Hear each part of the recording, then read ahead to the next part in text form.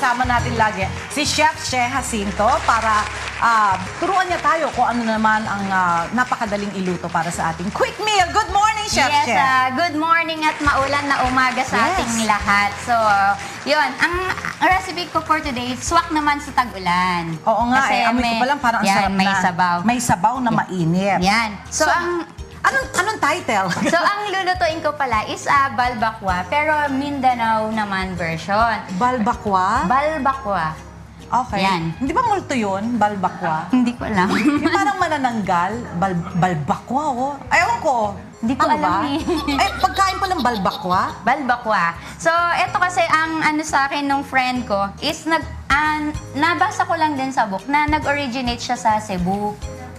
Okay. Pero eto, version naman ng mga Mindanao, which is yung friend ko, pinatikim niya sa akin, bumisita kami dun sa bahay nila. So ano na naging pangalan nung nasa Cebu na? Balbakwa pa rin. Balbakwa pa. Akala ko baka nagbago na. Pero version naman daw nila yon. Okay. Anong mga ingredients natin para sa ating balbakwa? Meron tayong beef and then yung oxtail. So, pinakulunan natin kasi it takes mga 2 hours kasi bago natin mapalambot yung baka. Para mas gusto natin is mas lumabas yung lasa niya. So, napakulunan natin siya and then pagkapakulo, Chef, para sabihin mo na natin yung mga ingredients bago natin meron luto tayo itong yung balbakwa. baka and then yung oxtail and then meron tayong ginger. Ginger. Yes, meron tayong onion, isang Yan. peraso. And then yung ating spring onion. Meron tayong pork and beans. May nabibili naman yung nasa sachet or nasa lata. Mga 2 maliit. Or kung gusto nyo mas malasa pa sa pork and beans, make it 3. Tapos, ito yung peanut butter? Yes, ito yung pinagkaiba nila sa ibang balbakwa kasi gusto nila may creamy flavor. Yung iba nagdidikdik ng peanuts, yung press, sila naman peanut butter yung kanilang ginagamit. Okay. And then saging saba, and then meron tayong peppercorn, and then yung ating salt and pepper, pwede namang patis kasi mas gusto natin, mas malinam na pwedeng patis. So, yun lang. Para mabawasan yung lasa, ipakulo lang natin yung baka kasama yung luya. So, pagbabawas siya ng lansa ng Wala ating, itong timpla, ha? Wala pa siyang timpla. So, pakulo natin na yung 1/2 ng beef and then kahit maliit lang naman na oxtail. So, pakulo. Ang tagal kasing kumulo nun, talagang mas gusto mong lumabas yung lasa. 2 oras mo siya papakuluin. Okay. So, lagay natin yung ginger and then yung onion. Medyo malaki White yung... onions ang ginamit natin, ha? Pwede namang red. Okay. Yes. So, kalahatiin ko lang kasi medyo malaki pala yung na-prepare Ayan. ko. Ang bango. Ayan. So, pakulo lang siya. So, pag kumukulo na siya, ganun lang din naman. I-add lang natin yung pork and beans. Wow. Parang kakaiba nga ito. Kasi may pork and beans, Pero di ba? alam mo yung luto na parang puchero naman natin na style. Di ba may ganun pork din. and beans yan? Kasi kung wala siyang pork and beans, chef, para siyang nilaga ang dating naman, di ba? Parang nilaga. And then yung peanut butter, siya yung medyo magpapalapot doon sa ano natin. Parang excited na ako malaman kung anong lasa niyan kasi may pork and beans, may peanut butter pa, Yes, tapos nasa baka pa. Ano kaya yun? Ano kaya ang kalalabasan niyan? Kumbaga sa baka pa lang sobrang malasa na siya, no? Oo nga eh. Yan. Sana lutuin naman to nung yung mga relatives ko dyan sa Taguig kasi tag-ulan. Pero dapat ipakulo nyo na yung baka ngayon pa lang. Yan, nanonood sila. Pero tingin ko masarap eh kasi yung amoy pa lang. Mabango, no? Minsan kasi sa amoy, sabi mo, parang naiinganyo ka Naamoy na ko yung sa peanut lasa. butter, chef, oh. Yan. So, intay pa natin siyang kumulo. And then, lagay natin yung peppercorn. Peppercorn. Sige, lahat na natin yan. Di ba mas maganda, chef, kung instead of peppercorn, yung durog na paminta para Yung roasted, hindi natin ano bang difference nun sa durog at saka yung buong ganyan? Yun, mas matapang yung niya, yung magiging lasa niya. Pag durog? Oo. Oh. Yan. Eh bakit hindi durog ang ginamit mo? Bakit nga ba hindi durog? Kasi gagamit ako ng ground pepper. Yan. Okay. So may durog, may ano pa. Okay. Yun pala yun. Para medyo mas maanghang. Yes. Pwede ba yan lagyan din ng siling labuyo? Pwede rin. Sa sausawan mo, pwede rin. Or siling pansigang. Dagdagan natin yan. Para sabay na sabay talaga sa tag-ulan. Oo. Tapos lagay natin yung salt. Ayan. Na kung ayaw natin ng salt, pwede din tayo magdagdag ng patis. Yes, Okay, patis. pantimpla natin. Ayan. Ayan. Lumalabas na yung medyo mabagal yung ano natin, pero kumukulat. Ay, sarap. Ayan. Ayan na.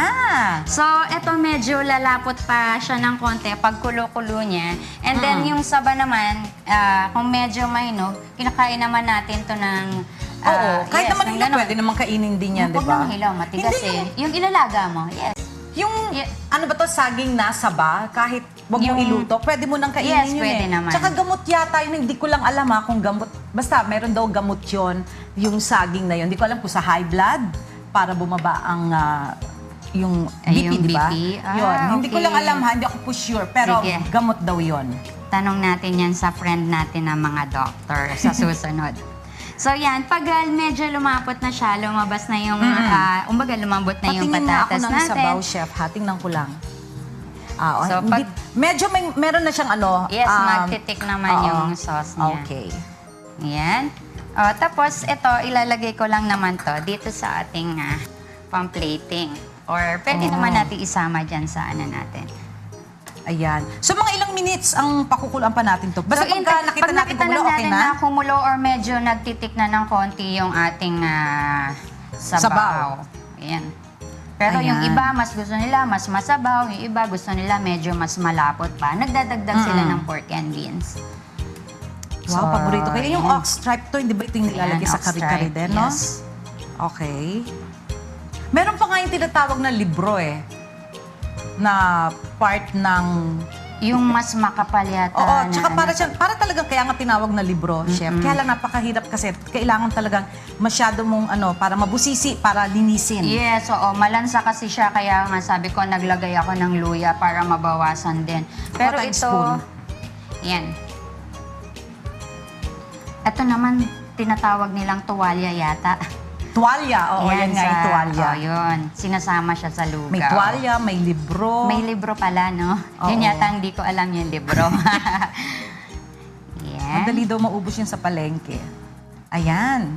May spoon ba tayo dito?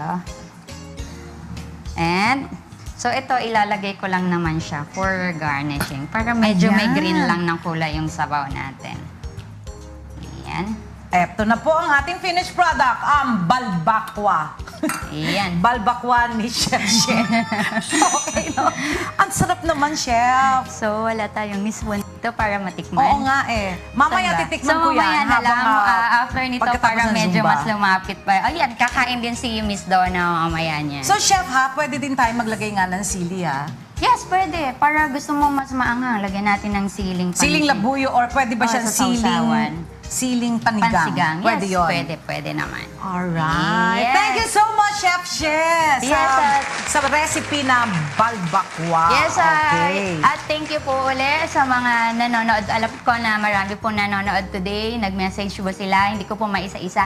And then po sa July 4 po, magsama-sama po tayo na pakainin po natin yung mga bata. Bali po yun yung birthday celebration Yes, ko. birthday ni Chef Chef. On Happy Saturday. birthday, Yan, Chef. thank you. On Saturday po yan sa Quezon City. And, Kailan talagang birthday mo? Today or tomorrow? Hindi, Wednesday. Anong Wednesday nito? Hindi, so Wednesday. Next week? Yes, next week, Wednesday pa yung birthday ko. So, Tapos pero magsiselebrate ka gagawin na ko ng- ng Saturday yung... Para sa mga bata. Walang pakain sa inyo, sa kanila na lang kasi sila yung mga less fortunate na... Hindi ako papayag. Yan, sila na lang yung pakainin natin. Oh, ayan ang kulo na ng kulo, Chef. Parang mas maganda pagkakulo ng kulo na, no? Yes, parang- Medyo ano na siya. Lumalapot. Lumalapat. Alright, thank you very much, Chef Che. At syempre, next week ay kasama ka pa rin namin dito sa Rise and Shine. Huwag po kayong aalis dahil mamaya po ang ating Zumba Part 2 sa pagbabalik po yan ng Rise and Shine!